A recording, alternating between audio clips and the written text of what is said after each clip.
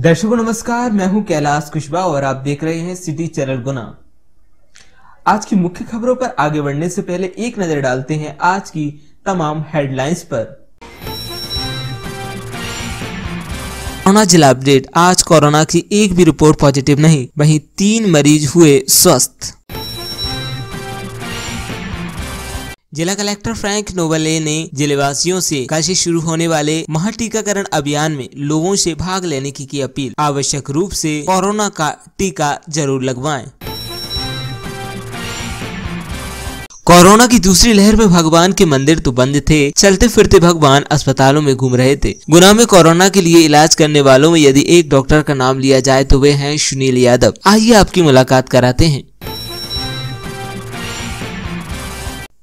टीकाकरण महाअभियान 21 जून को प्रातः 10 बजे से कलेक्टर ने जिले के सभी अधिकारियों को समन्वय बनाकर जुड़ने के निर्देश दिए। 21 जून 2021 को प्रातः 10 बजे से जिले में टीकाकरण महाअभियान प्रारंभ होगा। कलेक्टर फ्रैंक नोबले ने सभी अधिकारियों को वीडियो कॉन्फ्रेंसिंग के माध्यम से निर्देश दिए हैं कि अभियान किसी एक विभाग का न होकर महाअभियान के रूप में सभी की जिम्मेदारी है।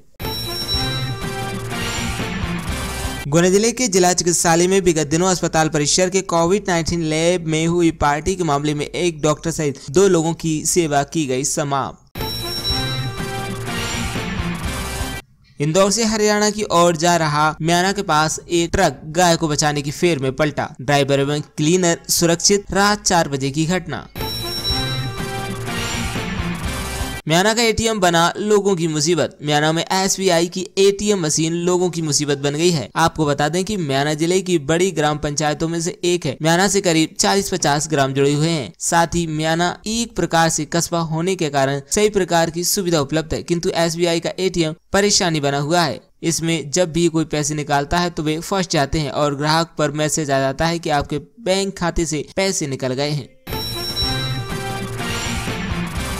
उत्तर प्रदेश भाषा संस्थान लखनऊ की ओर से वर्ष 2020 के लिए देश की हिंदी भाषा एवं साहित्य सेवी विद्वानों के पुरस्कारों की घोषणा की गई, जिसमें वर्ष 2020 का शब्द शिल्पी सम्मान गुना नगर के सेवानिवृत्त प्राध्यापक एवं साहित्यकार डॉक्टर सतीश चतुर्वेदी शाकुंतल को दिया गया है।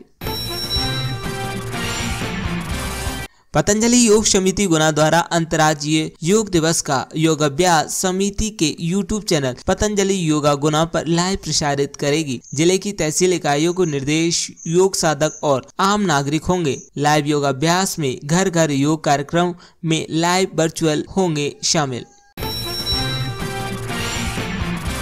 टीकाकरण ही कोविड-19 के खिलाफ सुरक्षा चक्र है। टीका लगवाकर न सिर्फ स्वयं को कोरोना से सुरक्षित करें बल्कि दूसरों को भी ऐसा करने के लिए प्रेरित करें। 21 जून से 30 जून टीकाकरण महाअभियान हेतु आज गुना विधानसभा क्षेत्र के अंतर्गत पूर्व राज्य मंत्री एवं गुना विधायक गोपीलाल जाटव ने क्षेत्र में घर घर जाकर पीले चावल देकर निमंत्रण देकर आग्रह किया, सभी जन कोरोना का टीका आवश्यक लगवाएं।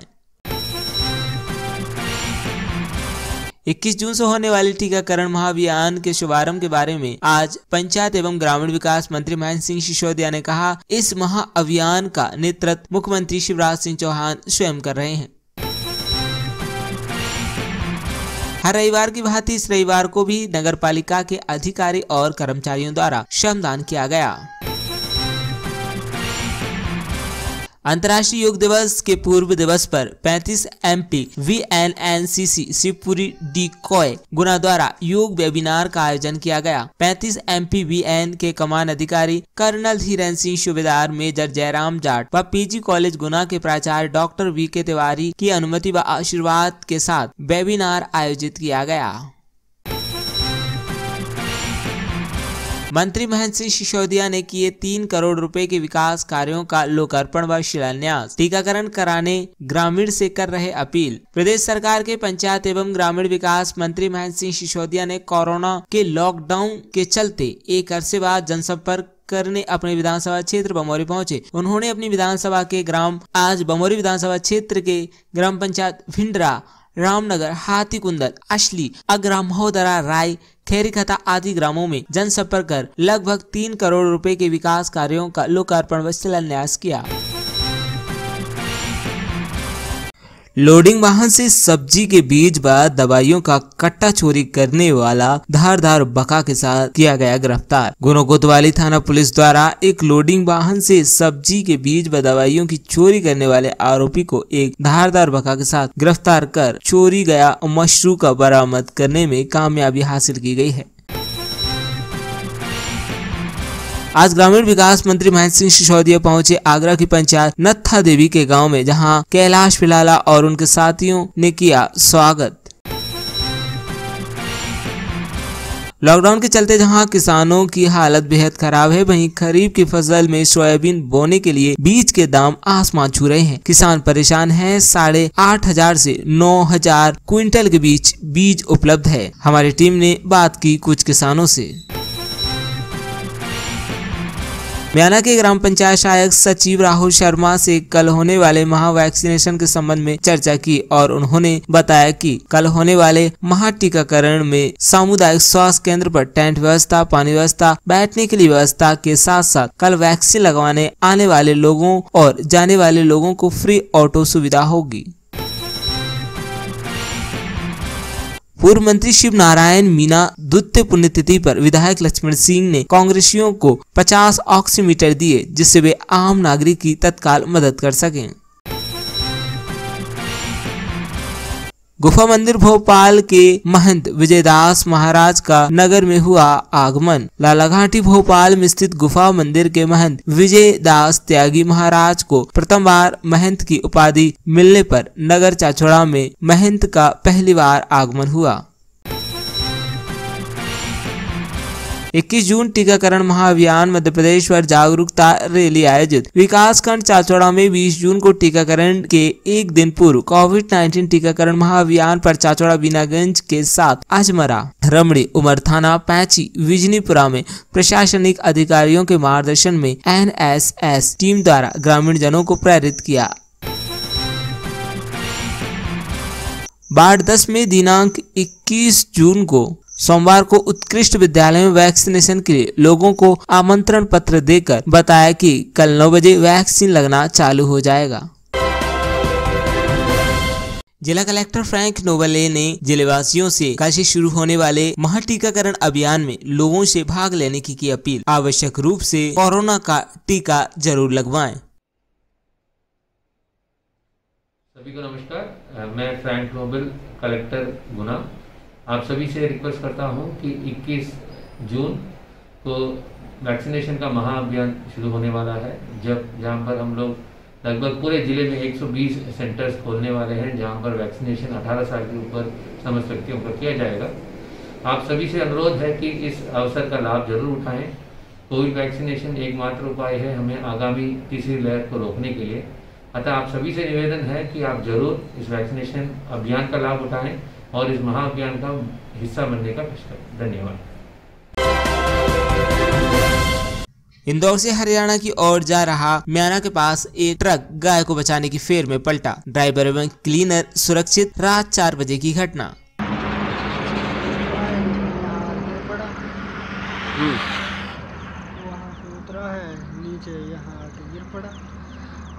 कोई जनानी तो नहीं हुई इसमें? नहीं, कुछ नहीं। आप लोग सब सुरक्षित हो? आप आगे रहने वाले हैं? मेवात के, हरियाणा। इसमें क्या भरा है? इसमें है टाटा के बम्पर है, टाटा मोटर्स।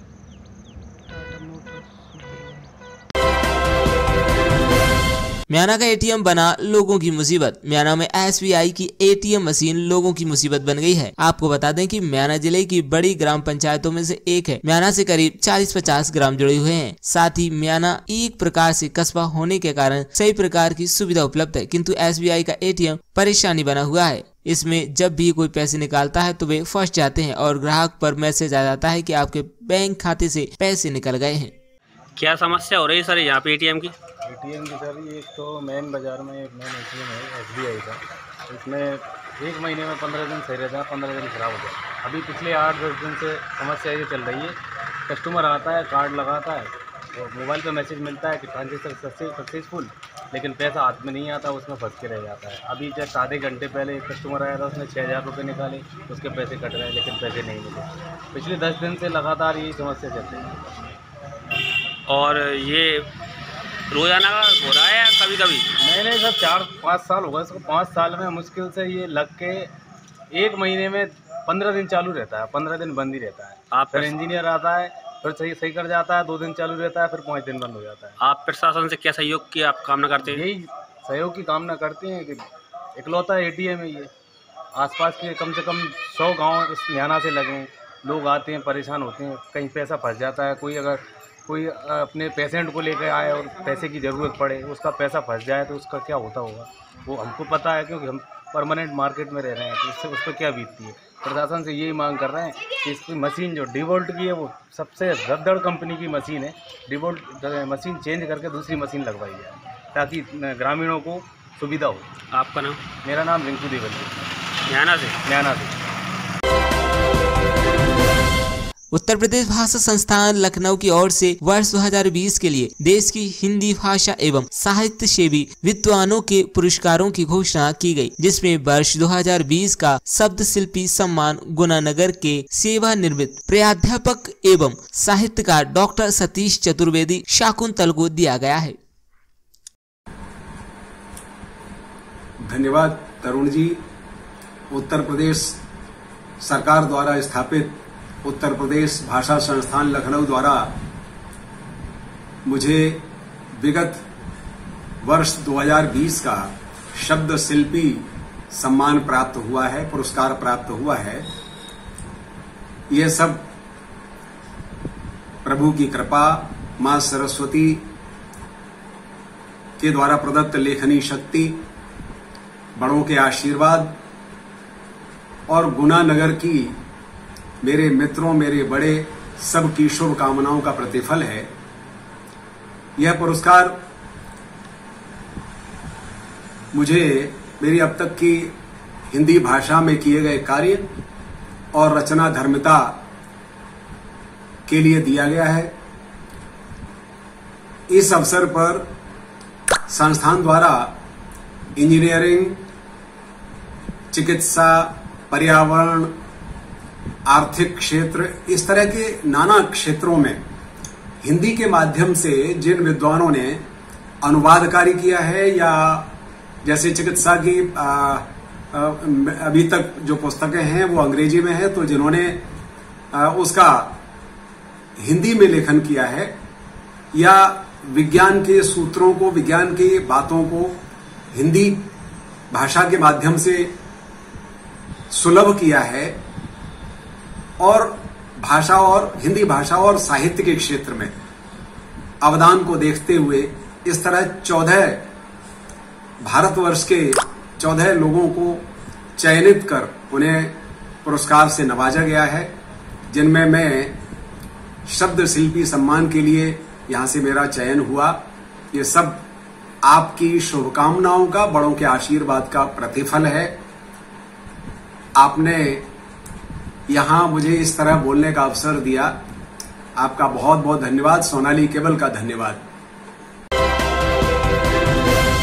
21 जून से होने वाले टीकाकरण महाअभियान के शुभारंभ के बारे में आज पंचायत एवं ग्रामीण विकास मंत्री महेंद्र सिंह सिसोदिया ने कहा, इस महाअभियान का नेतृत्व मुख्यमंत्री शिवराज सिंह चौहान स्वयं कर रहे हैं। मैनेजमेंट की मीटिंग ली है और 21 तारीख का जो वैक्सीनेशन का महाअभियान प्रारंभ हो रहा है, माननीय मुख्यमंत्री जी खुद इसका नेतृत्व कर रहे हैं और इसकी कमान खुद संभाले हुए हैं।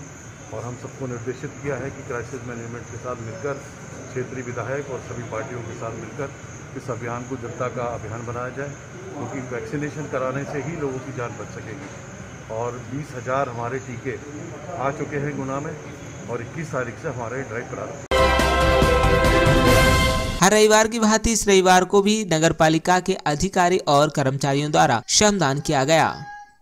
आज प्रति रविवार की भांति इस रविवार को भी हमने शास्त्री पार्क एवं शास्त्री पार्क सब्जी मंडी में सभी नगर पालिका के अधिकारी कर्मचारियों द्वारा श्रमदान कर सफाई की गई है।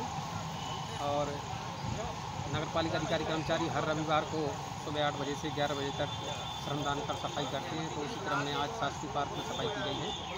इसमें से लगभग 2 ट्रॉली कचरा शास्त्री पार्क का भी और शास्त्री पार्क सब्जी मंडी से एकत्रित किया गया है। और आगे भी हर रविवार को श्रमदान करने का निर्णय लिया गया है। मंत्री महेंद्र सिंह सिसोदिया ने किए 3 करोड़ रुपए के विकास कार्यों का लोकार्पण व शिलान्यास। टीकाकरण कराने ग्रामीण से कर रहे अपील। प्रदेश सरकार के पंचायत एवं ग्रामीण विकास मंत्री महेंद्र सिंह सिसोदिया ने कोरोना के लॉकडाउन के चलते एक अरसे बाद जनसंपर्क करने अपने विधानसभा क्षेत्र बमौरी पहुंचे। उन्होंने अपनी विधानसभा के आज बमौरी विधानसभा क्षेत्र के ग्राम पंचायत भिंडरा, रामनगर, हाथीकुंदल, अशली, अग्रा, महोदरा, राय, खेरीखता आदि ग्रामों में जनसंपर्क कर लगभग 3 करोड़ रुपए के विकास कार्यों का लोकार्पण व शिलान्यास किया। ये हमारी स्वयं की जिम्मेदारी है, हमें अपनी जीवन बचाना है, अपने परिवार का जीवन बचाना है। सरकार तो एक माध्यम है कि टीकाकरण की व्यवस्था करवा रहे हो, अब लगवाना तो अपने कोई जबरदस्ती थोड़ी लगाएगा और उससे कोई नुकसान नहीं है, उससे जान बचनी है अपनी। मैंने लगवा ली है, महाराज ने लगवा, शिवराज सिंह जी ने लगवा रहे, मोदी जी ने लगवा ले, सीओ साहब ने लगा लिए, द्वारका ने, सबके लग गए। और जितने बाकी बचे हैं सब लोग कल से टीकाकरण शुरू हो रहा है, इसमें टीकाकरण करवा लो, और नहीं तो कोरोना से बचना बहुत मुश्किल काम है। और सर अपने लगवाए 10 टीके अभी पिछले बार, और उससे कोई नुकसान नहीं है। 10 टीके लगे, टीका लगने के बाद हल्का सा शरीर में दर्द होता है और अगले दिन ठीक हो जाते हैं। कोई नुकसान अभी लगवा दे, कल परसों अपने चिन्हित लगवा ला सब। क्यों दादा आपका लॉकडाउन के चलते जहां किसानों की हालत बेहद खराब है, वहीं खरीफ की फसल में सोयाबीन बोने के लिए बीज के दाम आसमान छू रहे हैं। किसान परेशान हैं। 8,500 से 9,000 क्विंटल के बीच बीज उपलब्ध है। हमारी टीम ने बात की कुछ किसानों से। आज के इस दौर में कोरोना की मार किसानी के ऊपर भी पड़ी है, किसानों के ऊपर, क्योंकि डीजल के भाव भी बहुत तेज हैं और इस बार सोयाबीन बोने के लिए मार्केट में सोयाबीन का बीज 8,000 रुपये से लेकर 10-11,000 रुपये तक मिल रहा है, वो भी मुश्किल से। उसके लिए भी आज परेशान हो रहे हैं किसान। और रहा डीजल का तो वो भी 90 से तो ऊपर ही है, किसान हो रहा है बहुत परेशान। किसान की स्थिति इस बार बहुत ही बेकार है। लगभग 8 से 9,000 रुपये बीघा का खर्चा आ रहा है। सोयाबीन की इस कदर रेटें बढ़ी हुई हैं, 8,000 से लेकर 10,000 रुपया कुंटल मिल रहा है। 2600 खाद की रेट चल रही है, इसमें लगभग 1 बीघा में खर्चा आएगा 8 से 9,000 रुपया बीघा। और उसमें अगर बाद में 1 कुंटल 2 कुंटल ही बीघा लग पाता है एवरेज, अगर उसमें 2 कुंटल निकला और रेटें वही सरकार की 3,000 से ऊपर नहीं रहती, ज़्यादा से ज़्यादा 3,500 7,000 रुपया का निकलेगा। और इसमें मौसम की ये स्थिति है कि पानी अभी बरस गया, हो सकता है बोनी के बाद पानी ना बरसा। कोई मौसम विभाग जानकारी दे नहीं रहे, कोई ऊपर से कोई सूचना आ नहीं बोनी करो या मत करो। अभी बोनी कर देते हैं, अभी 8,000 रुपये बीघा का खर्चा आएगा और दोबारा से कोई को नहीं पाएगा। दूसरी बार सोयाबीन कौन खरीदेगा इतना महंगा। और जब हमारी फसल पक के तैयार हो जाएगी और हम मंडी में बेचने जाएंगे तो कोई 3,000-3,500 के दाम मिलेंगे। अभी लगभग रेट सबको ही मालूम है कि 8 से 10,000 रुपये कुंटल के हिसाब से बीज मिल रहा है। खाद भी महंगा है, दवाइयाँ भी महंगी हैं, कटाई, थ्रेसर, डीजल की रेटें भी इतनी हाई कर दी हैं सरकार ने कि लगभग 80, 90, 100 रुपये के तक डीजल मिल रहा है। अभी वर्तमान में डीजल की रेट 90, 93 रुपये चल रही है। तो इससे क्या स्थिति होगी किसान की? बहुत बेकार स्थिति है। बस।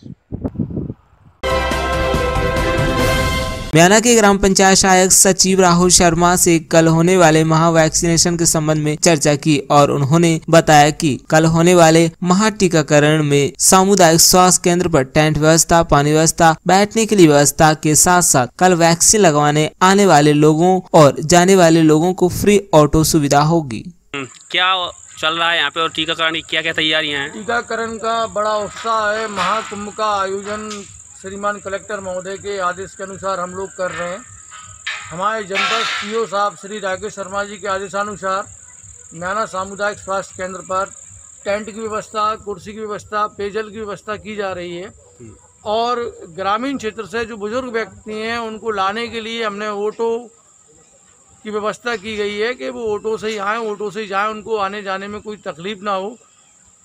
ग्रामीण जनों के, बुजुर्ग जनों का विशेष ध्यान रखा जा रहा है। हमारा प्रयास रहेगा कि ये अभियान जो चल रहा है 30 तारीख तक, इसमें हम म्याना में 100% टीकाकरण का लक्ष्य हासिल कर लें, क्योंकि म्याना ने कोरोना में बहुत से लोगों को खो दिया है। एक मेरी लोगों से विनम्र अपील रहेगी कि जो लोग टीकाकरण से, कोविड के टीकाकरण से शेष रह गए हैं, वो अपने परिवार का ज़रूर टीकाकरण कराएं, क्योंकि टीकाकरण ही कोरोना महामारी से बचने का केवल एक उपाय है। धन्यवाद मोहन जी। म्याना में कितने टीकाकरण होने कल संख्या प्राप्त हुई? म्याना में कल 200 टीकाकरण का हमको डोज दिए गए हैं और फ्री टीकाकरण मतलब ओपन टीकाकरण है। 45 प्लस वाले भी आकर टीकाकरण करा सकते हैं। वो परिस्थिति नहीं है कि 10 लोग आएंगे तभी 45 वालों को टीका लगाया जाएगा। कोई भी 45 प्लस वाला कभी भी आकर अपना टीकाकरण करवा सकता है। 18 प्लस वाले कभी भी आकर अपना टीकाकरण करवा सकते हैं।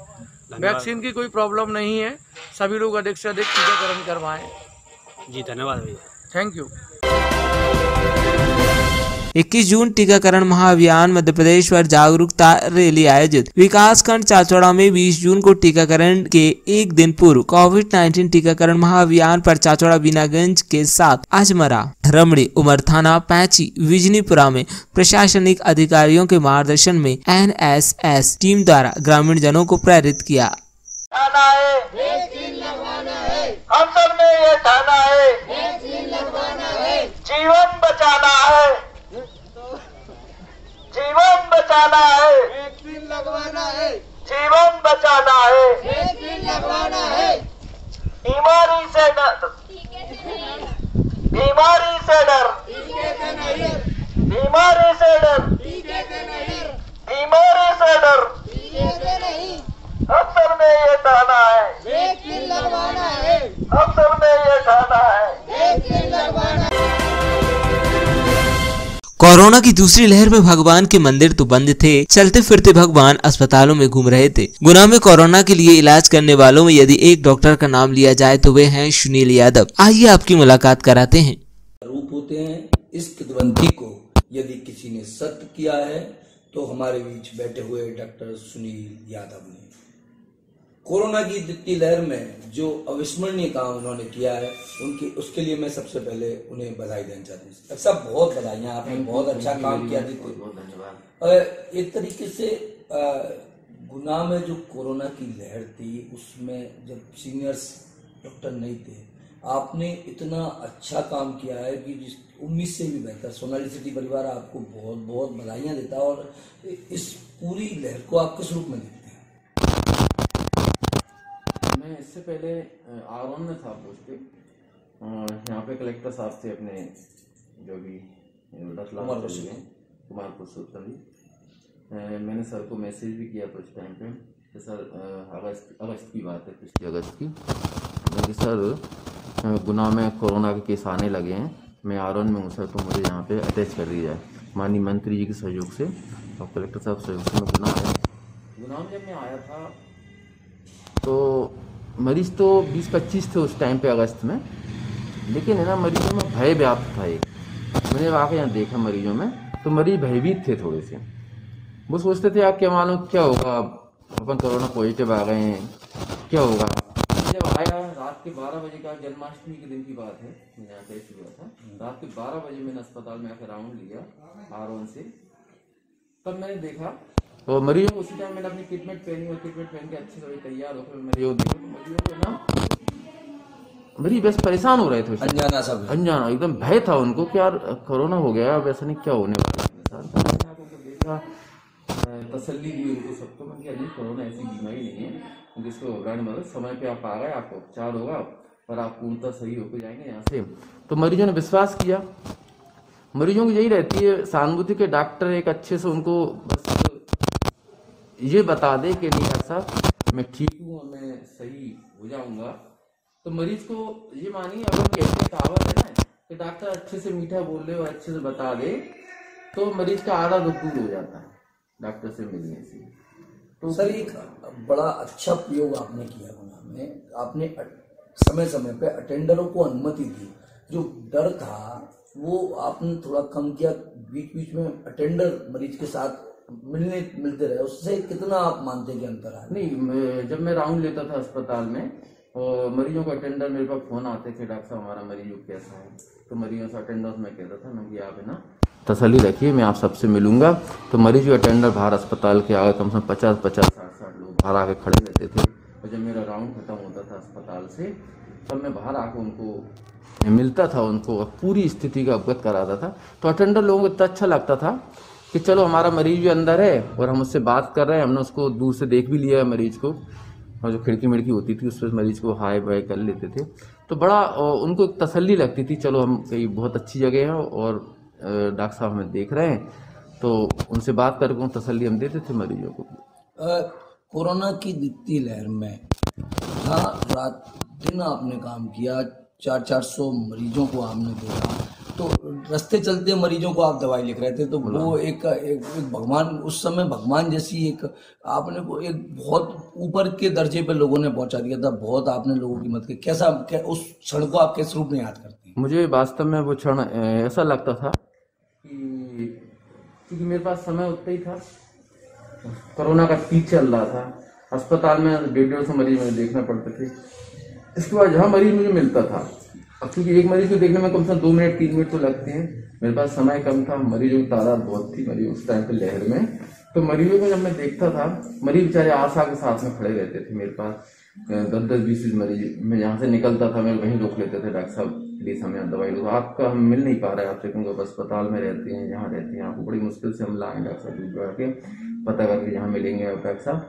तो वहीं मेरे को मरीज पकड़ लेते थे और वहीं मेरे से दवाई जो भी उनके पास होती थी, डॉक्टर जो समस्या है, हमारी जाँचें हैं रास्ते में, मैं उनको वहीं पर्ची बना के दवाई लिख देता था और तसल्ली देता था। कोई दिक्कत हो तो मैं कि आप सीधे अस्पताल में जाना, भर्ती हो जाना, और नहीं तो आपका ऑक्सीजन लेवल अगर ठीक ठाक रहता है तो आप ये दवाई खाते ना पूर्णतः से हो जाए।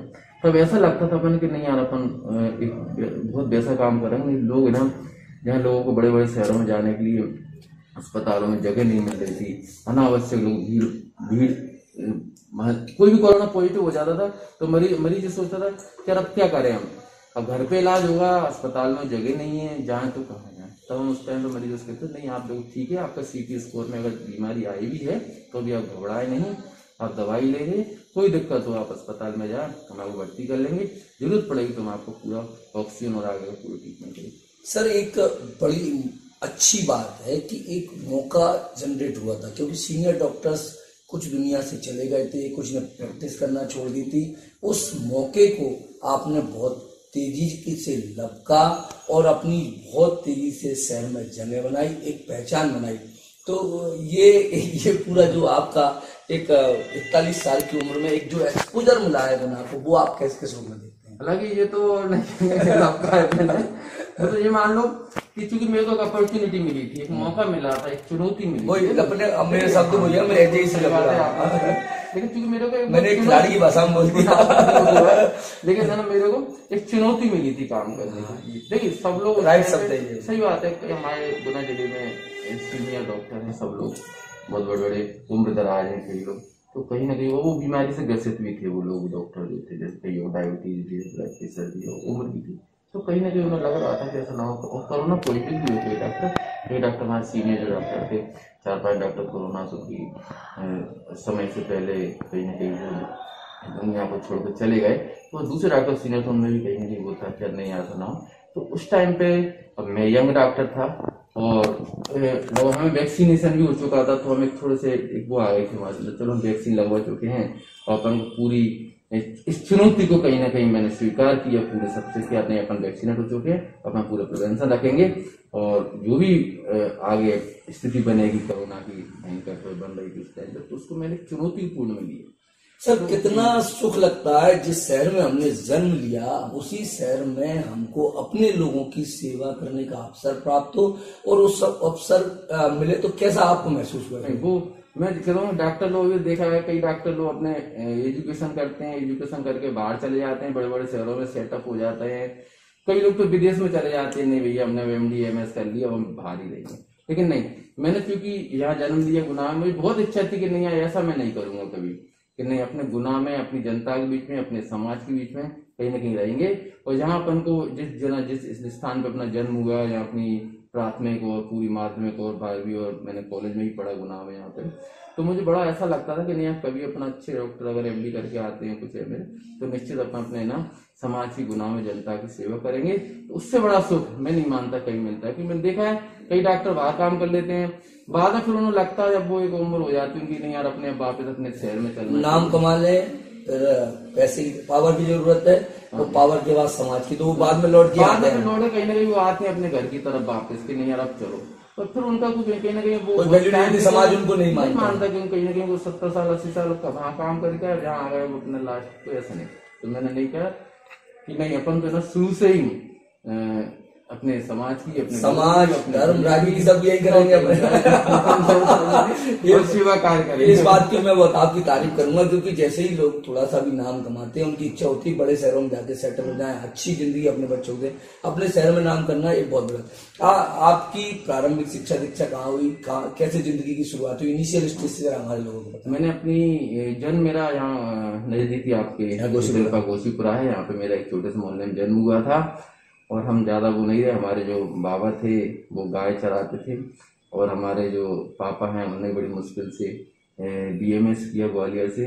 इसके बाद फिर हमारा एजुकेशन प्राथमिक जो थी मेरी गोशीपुरा का स्कूल, जो सरकारी स्कूल है, उससे मेरी प्राथमिक 5वीं तक पढ़ाई हुई। इसके बाद बांसखेड़ी का जो माध्यमिक स्कूल है 8वीं का, वहाँ से मैंने पटरी के बगल से जहाँ वो था, तो वहाँ पे मैंने 8वीं किया। 8वीं बाद फिर मैंने आर्य समाज गुना से कक्षा 9 से कक्षा 12 तक पढ़ाई की है आर्य समाज से।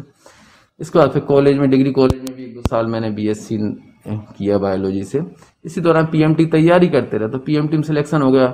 इसका ग्वालियर में गजर राजा मेडिकल कॉलेज से हमने MBBS किया, शासकीय कॉलेज गजर राजा से हमने MBBS किया। MBBS करने के बाद फिर हमने सोचा कि नहीं यार अब सर, तो मैंने बिशनवाड़ा है अपने बमोरी ब्लॉक में, वहाँ पे 5-6 महीने नौकरी भी की बिशनवाड़ा, वहाँ जाता था पर नौकरी करता था। इसी दौरान फिर रेगुलर इंटरव्यू निकले, तो मैंने सागर में जो मेडिकल कॉलेज खुला था उस टाइम पे, वहाँ पे मैंने सर्जरी में 2 साल काम किया। उस दौरान और इंटरव्यू देता रहा, तो मेरा फिर सिलेक्शन PSC में हुआ। तो मेरे को गुना तो नहीं मिल पाया, बड़ा दुख हुआ मुझे उस टाइम पे कि मेरी मेरिट उस टाइम पे नहीं थी उतनी अच्छी कि मैं गुना मिल पाता। तो मेरे को नीमच मंदसौर वहाँ पे PSC मिला। वहाँ से मैंने सिंगुली एक सामुदायिक स्वास्थ्य केंद्र है कोटा के बगल में, और नीमच की तहसील है नीमच की, तो वहाँ पे मैंने उस जगह को मुझे मिल गया, तो मैंने उस जगह को ले लिया।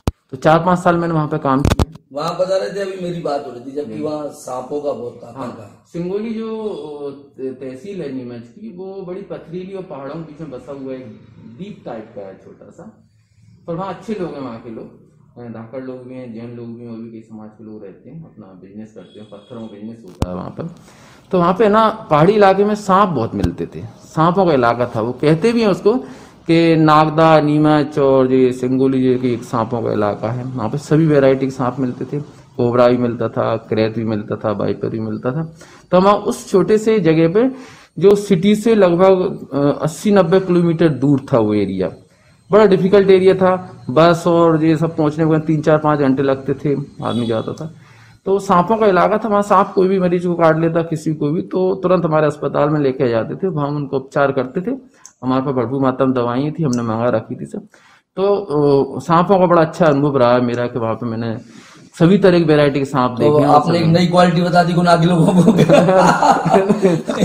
हाँ, समय पे अगर आदमी उपचार आ जाए और अपने पास भरपूर मात्रा में दवाई हो सांपों की, तो मैं नहीं मानता सांपों का पूर्णतः इलाज होता है और अच्छे से आदमी ठीक हो जाता है। बस समय पे मरीज जाए, तो वो हमने वहाँ पे अच्छा अनुभव रहा है मेरा 4 साल का नीमच में सिंगोली।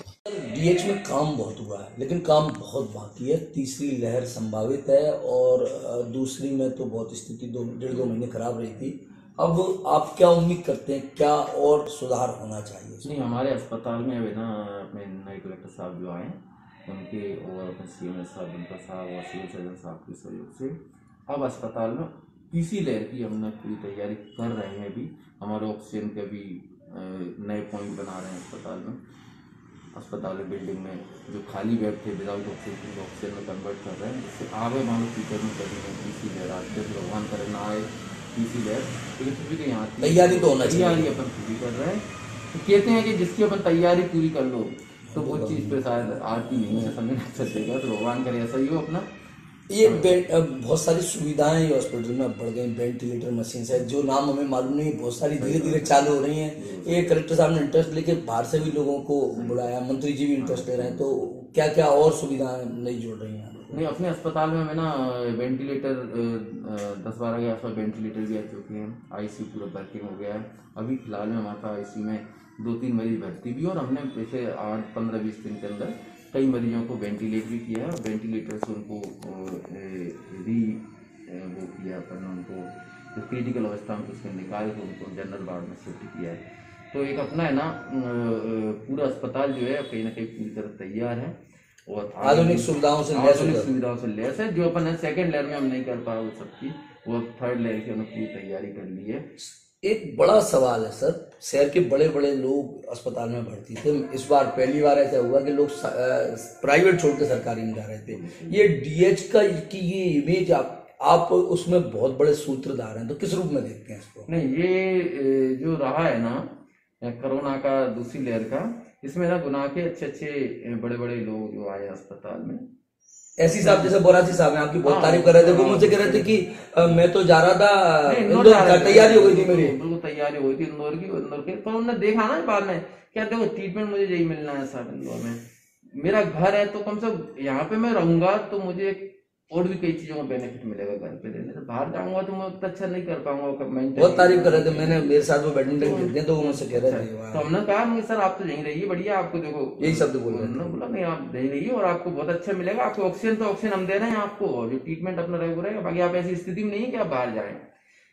तो एक बड़ी समस्या है सर, लोग सरकारी अस्पताल में आते हैं, इलाज कराते हैं, पर 1 रुपए भी देना नहीं चाहते, और वही लोग जब प्राइवेट अस्पताल में जाते हैं तो 5-5 लाख रुपए के बिल आसानी। क्या ऐसा क्यों ना हो कि इस सरकारी अस्पताल को हम जैसे कई लोग गोद लेके अच्छा विकास करें, कुछ पैसे दें, अपने रसीद कटाएं, बस विधिवत होकर सब विधिवत है।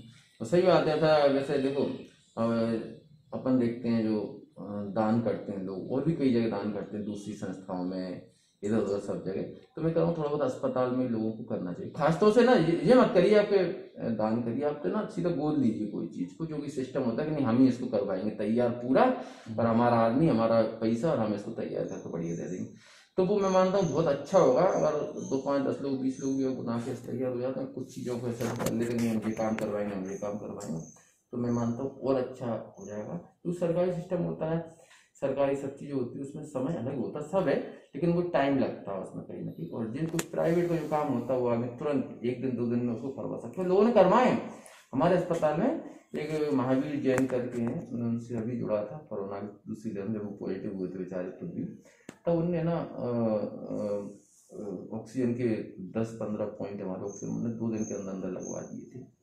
तो बड़ी वो बेहतरीन चीज होती है कि आदमी ऐसा अगर कर ले, प्राइवेट का कोई भी आदमी या जो है वो, मैं कहता 2-3 दिन में अगर कुछ भी सुविधा कुछ भी अस्पताल में वो लग रहा है कि नहीं ये चीज करनी है, तो वो चाहे तो अपना बहुत अच्छा कर सकता है। सर शहर समाज सामाजिक संस्थानों ने द्वितीय लहर में बहुत काम किया और बहुत मदद की डीएच की, तो वो एक माहौल क्रिएट हो गया। ये जो धर्म है या समाज की सेवा, वो एक माहौल है, लोग माहौल में पैसा देते हैं। तो इस तरह का यदि कोई मुहिम चलाई जाए तो मुझे लगता है और ज्यादा फायदा होगा इसमें। हाँ, उस टाइम पर मैं कह रहा हूँ, उस टाइम पर लोग ऐसे हो रहे थे उस भावना से भावो कि यार नहीं डॉक्टर साहब हम सही हो गए, अच्छे हो गए, हम बस कुछ करना चाह रहे हैं, जी करें कैसे। तो मैंने कहा भैया प्रोसीजर जो होती है आप इस प्रोसीजर तो करें।